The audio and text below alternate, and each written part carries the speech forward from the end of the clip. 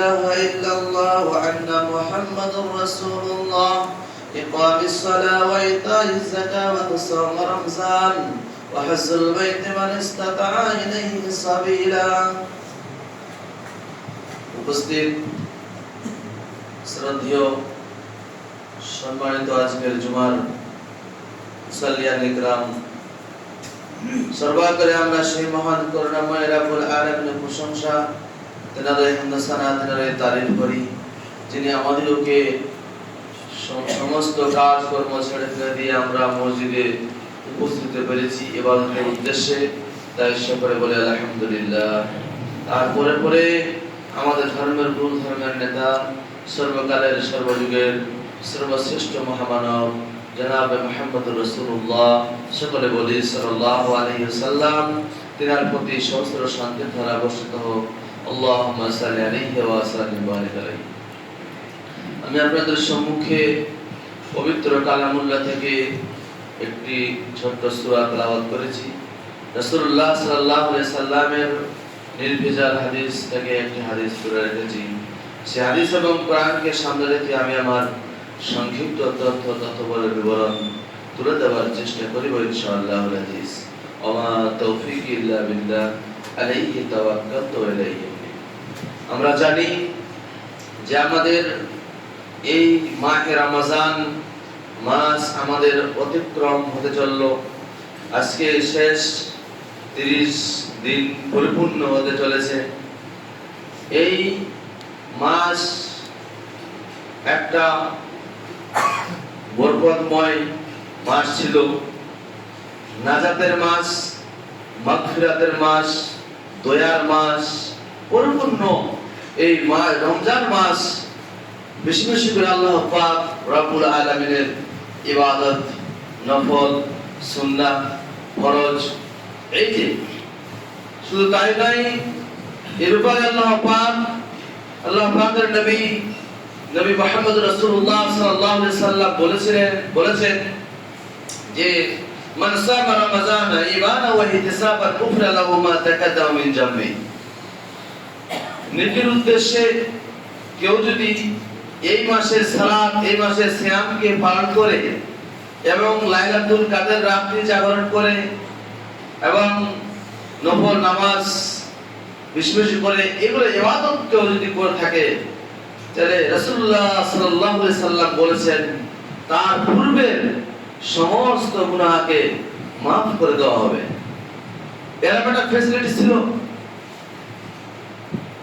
যাই হোক, এই মাস আমাদের কাছ থেকে বিদায় নিতে চলেছে। আমরা সামনেবার এই মাস কেউ পাবো, কেউ পেতে পারি, কেউ নাও পেতে পারি, কিন্তু আবার আমাদের এই মাস যদি সামনে আসে যায়, আমাদের সিয়ামকে আবার করতে হবে, পালন করতে হবে। তাহলে ইসলামের হচ্ছে 5টি স্তম্ভ, ইসলামের হচ্ছে 5টি রুকুন, ইসলামের হচ্ছে 5টি খুঁটি। তার মধ্যে এই যে নামাজ, রোজা, হজ, যাকাত, কালিমা, এই যে আমরা যে পালন করলাম, সেটা হচ্ছে এক মাস সিয়াম। এটা ফরজ ছিল, ফরজ ইবাদতের মধ্যে গণ্য ছিল। কিন্তু আমাদের দুঃখের বিষয়, যেটা সবথেকে আগে গুরুত্বপূর্ণ, যে আল্লাহ পাক রব্বুল আলামিন বলেছেন, যে আল্লাহ পাক রব্বুল আলামিন বললেন যে ইসলামের 5টি স্তম্ভ, প্রথমে হচ্ছে কালিমা শাহাদাত। প্রথমে আল্লাহ পাক রব্বুল আলামিনকে এক বলে বিশ্বাস স্থাপন করার পরে তারপর বলা হচ্ছে সালাত, নামাজ কায়েম করতে হবে, নামাজ সালাত কায়েম করতে হবে। এটা হচ্ছে একটা বাধ্যতামূলক ইবাদত। এর বিষয়ে এই সালাতের দিক দিয়ে আমরা আজকে মুসলমান হয়েছি বটে, ইসলাম ধর্মাবলম্বী হয়েছি বটে, কিন্তু আজকে আমরা যেটা সুবিধা সেটাই দিক দিয়ে সেই আমলটা আমরা করতে ইচ্ছুক। আজকে ফরজ সালাত আল্লাহ পাক রব্বুল আলামিন বাধ্যতামূলক করে রেখেছেন, যেখানেই বলেছেন কোরআনুল কারীমের মধ্যে অনেকবার বলা হচ্ছে ওয়াকিমুস সালাহ, তোমরা নামাজ কায়েম করো, তোমরা সালাত আদায় করো। কিন্তু মানুষ এই সমস্ত ফরজ বাধ্যতামূলক ইবাদতকে উপেক্ষা করে, বাধ্যতামূলক এই ইবাদতকে একদিকে ছেড়ে ফেলে দিয়ে সুন্নাত, নফল, এই যে সালাত মানে সুন্নতে মুআক্কাদা, এই যে জানাজার সালাত, এগুলো নিয়ে মানুষ মত্ত থাকে। এগুলো নিয়ে মানুষ ব্যস্ততার মধ্যে দিয়ে আসছে। আনুষ্ঠানিক ভাবে মনে করছেন আনুষ্ঠানিক ভাবে মৃত্যুবরণ করলে একটা লোক, এখান থেকে যদি আমাকে মালদা যেতে হয়, নিজের আত্মীয়, নিজের প্রতিবেশী আর কেউ ওখানে আছে, ওখানে গিয়ে আমরা তবুও সেখানে মাটিটা দিয়ে আসছি, দিয়ে আসলে ভালো কথা, নেকি রয়েছে। কিন্তু ওই লোকটাকে দেখা যাচ্ছে ওই লোকটা ফজরের সালাত ছেড়ে দিয়েছে, ওই লোকটাকে দেখা যাচ্ছে পাক্কা বেনামাজি, ওই সমস্ত লোকটাকে দেখা যাচ্ছে পাক্কা বেনামাজি, এবং ওই লোকটাকে দেখা যাচ্ছে ফরজ সালাত দিয়ে সে ধার ধারে না। আজকে উদাহরণ দিয়ে বলতে পারি, মানুষেরা বলে থাকে আমি সিগারেট ছাড়তে পারি না, আমি খৈনি ছাড়তে পারি না, আমি বিড়ি ছাড়তে পারি না, আমি নেশাদার দ্রব্যকে ছাড়তে পারি না। কারোর দিনে 1 প্যাকেট লাগে, কারোর দিনে 2 প্যাকেট লাগে, কারোর আরো কিছু লাগে। সমস্ত নেশাদার দ্রব্যকে মানুষ ছাড়তে পারে না। এমনও যে মানুষ শোনা আছে, এমনও জানা আছে যে কারো নাকি না পান করলে, না ধূমপান করলে তার বলতে হয় না, কারো বলতে হয় না, অর্থাৎ পায়খানা হয় না, এরকম লোক আছে। তাহলে আপনাকে আমি বলি, আপনি যদি এই 1 মাস যাবত আল্লাহর উদ্দেশ্যে, আল্লাহর সন্তুষ্টির উদ্দেশ্যে যদি আমি 1 মাস পশ্চিম পাকে মুখ করে সালাত আদায় করতে থাকেন, যদি করে থাকেন, তাহলে আপনাকে উদাহরণ দিয়ে বোঝাচ্ছি, আপনি যেমন এই বিড়ি, সিগারেট, গুল, এই সমস্ত তামাকজাত দ্রব্য থেকে আপনি দ্রব্যাদিকে আপনি যেমন নেশায় পরিণত করে নিয়েছেন, নীতিকার টাকা লুটালি, এই সমস্ত জিনিস যখন আপনার নেশায় পরিণত হয়, তা আপনার 1 মাস পরিপূর্ণভাবে সালাত আদায় করার পরে আপনার নেশায় হয় না কেন? আপনার নেশা হয় না কেন? খুব সুস্থ মস্তিষ্কের মধ্যে, মাথার মধ্যে মগজে লাগিয়ে উদাহরণটা বুঝবেন। আপনার যদি নেশাদার দ্রব্য যদি একদম না ছাড়তে পারেন, ওটা আপনি নেশা হয়ে যাচ্ছে, ছাড়তে পারেন না, তো আপনার 1 মাস সালাত আদায় করে নেশা হয় না? নেশা হবে না? না, এটা আপনার মা বোনদের উদ্দেশ্যে বলি। আজকে পুরুষ কি নারী কি আমরা সবাই মনে করে নিয়েছি 1 মাস সালাত আদায় করলে আর আমার মানে সিয়াম পালন করলে আমি পাক্কা নামাজি, আমি পাক্কা মুমিন, আমি পাক্কা পরেজগার, আমি পাক্কা খোদা মেনো। না, হতে পারে না। আপনাকে সালাত ধরে রাখতে হবে। সালাত আপনাকে মাপ নেই, সালাত আপনার জন্য মাপ নেই, ক্ষমা নেই। আপনাকে বলতে যাচ্ছিলাম যে আপনি কি করবেন, আপনার যদি ওটা নেশা হয়ে থাকে তাহলে আপনার এটাও নেশা হওয়া দরকার, কারণ আপনি 1 মাসে পরিপূর্ণভাবে এখানে সালাত আদায় করেছেন। সুস্থ মস্তিষ্কে বুঝুন, আল্লাহ আপনাদেরকে বোঝার চেষ্টা করুন, আপনার চেষ্টা করুন যে আপনি আজ থেকে সালাত আদায় করবেন, নিশ্চয়ই করবেন।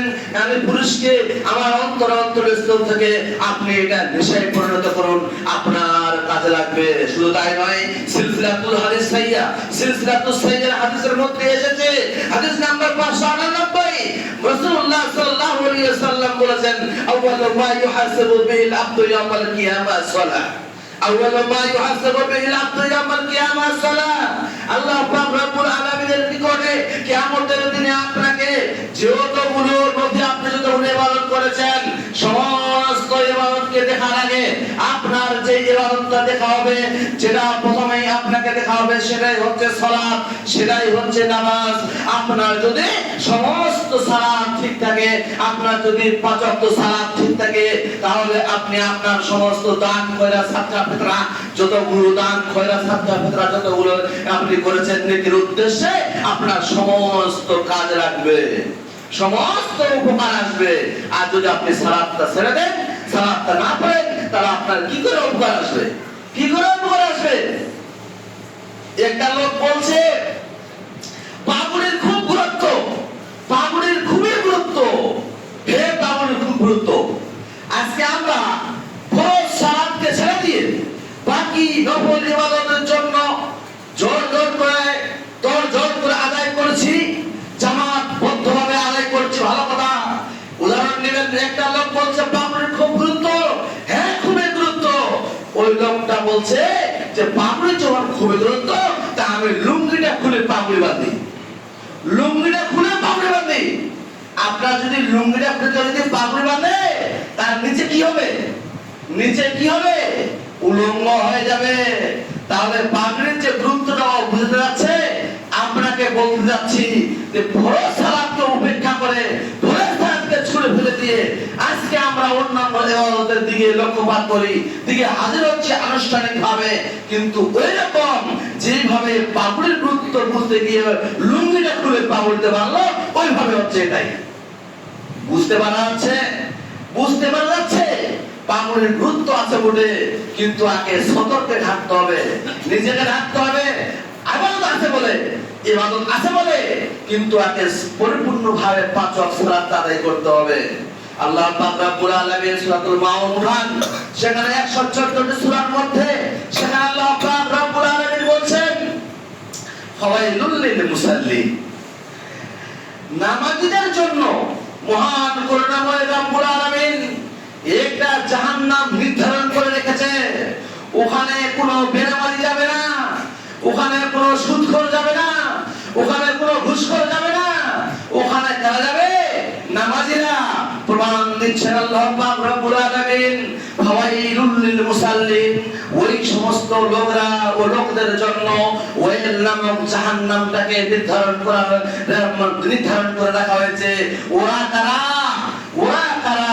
ওরা হচ্ছে আনসালাত ফাওয়াইলুল মুসাল্লিন হুম আন সালাতিহিম সাহুন, যারা নামাজের সময়, যারা নামাজকে সালাতের কোনো খবর নেই, সালাতকে নিয়ে কোনো বেখবর, কোনো খবরই নাই, ওই সমস্ত লোকদের জন্য জাহান্নামকে আল্লাহ পাক রব্বুল আলামিন নির্ধারণ করে রেখেছে। ওই নামক জাহান্নাম, সেখানে যাবে নামাজীরা। তারা যাবে ছায়াওয়ালা কেমন? এই যে সালাত ধরলাম, আবার ছেড়ে দিলাম, আবার ধরলাম, আবার ছেড়ে দিলাম। কিছু লোক বিহার এসেছে, নামাজ না পড়লে কি হবে, ওদের সঙ্গে তাল মিলিয়ে দিলাম, রিয়া হয়ে গেল, লোক দেখানো হয়ে গেল। কোথাও জানাজাতে হাজির হলাম, ওখানে নামাজের টাইম হয়ে গেছে, মানুষগুলো সালাত আদায় করেছে, আমিও তাহলে হাজির হলাম। আমি অরিজিনাল নামাজি নয়, একে বলা হচ্ছে রিয়াকারী। অর্থ হচ্ছে মানুষ দেখানো। আপনাকে বলতে যাচ্ছিলাম, আপনার একমাত্র আমার বলার উদ্দেশ্য হচ্ছে নাকি আপনার যেন একমাত্র আদায় করে আপনার যেন নিশায় পরিণত হয়, এটাই আমার অন্তরস্থল থেকে আপনার কাছে আকুল আবেদন। আজকে আমরা জালসায় শুনি, আজকে আমরা ইসলামিক একাডেমিতে যাই, আজকে আমরা অনেক ধরনের ওয়াজ ওয়াজ শুনি। শুধু তাই নয়, এখানে 12 মাসে 1 বছরে 52টা খুতবা দেওয়া হয়। সেই 52টা খুতবাতে বিষয় ভিত্তিক আলোচনা হয়ে থাকে। সেগুলো যদি আপনি শুনেন, তাহলে আপনার অনেক কাজে আসবে। আপনি শুনেন, কিন্তু আপনি মূল্যায়ন করেন না, কিন্তু আপনি ওটাকে মাথায় মস্তিষ্কের মধ্যে ঢুকাতে চান না যে কি বলছে, একটু মূল্যায়ন করে দেখি, একটু সালাত কি বলছে, সালাতের বিষয়, আরো অন্যান্য বিষয় কি বলা হচ্ছে, সেগুলো জিনিস মানুষের আজকে গুরুত্ব নেই, মূল্যায়ন করে না। মূল্যায়ন দিকটা সে মূল্যায়ন করতে চাচ্ছে না, শুনে চলে যাচ্ছে। আমি যদি শুনে আর যদি মূল্যায়ন না করি, ইবাদতে পরিণত না করি, তাহলে আমার কিভাবে হবে, কিভাবে কাজে লাগবে?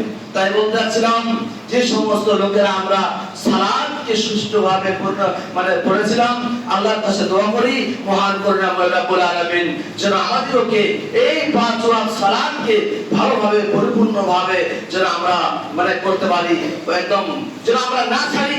আল্লাহ পাক রব্বুল আলামিন যেন আমাকে 5 ওয়াক্ত সালাত আদায় করার তৌফিক দান করে, তাই সকল বলুন আমিন। শুধু তাই নয়, আজকে চলে আসি একটু আরো বিষয়, যেটা হচ্ছে সালাতের বিষয়ে বলা হলো।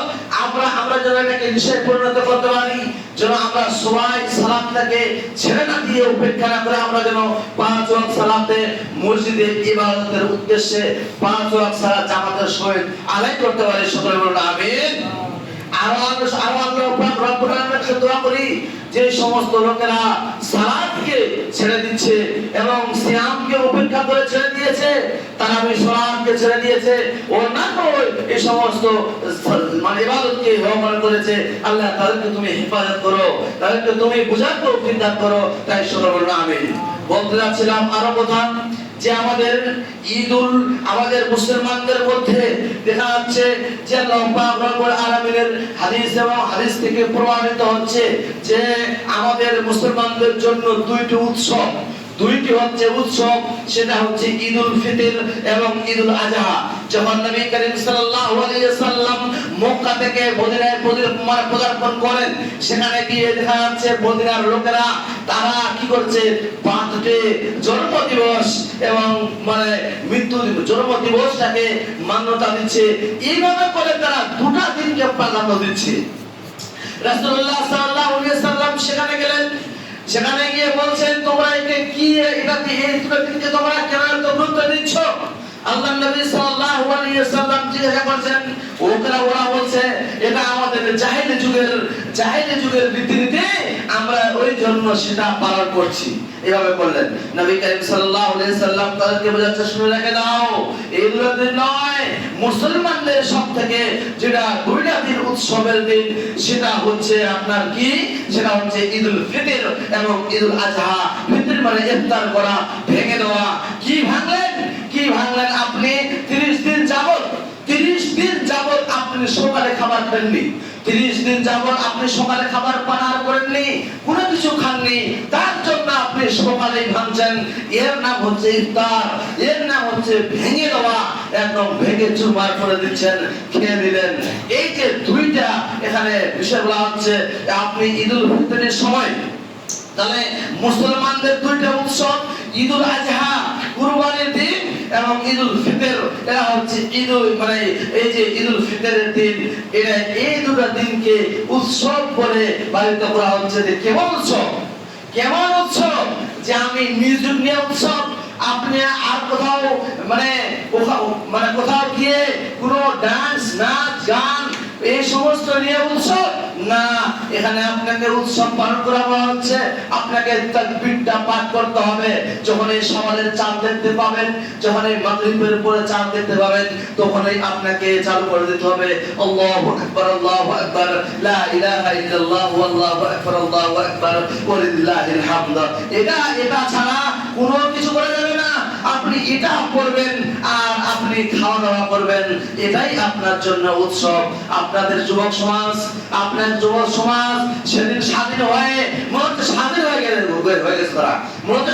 গেছে, তাদের বাইক বাইরে বের করে তারা এদিক ওদিক ঘুরে বেড়াচ্ছে।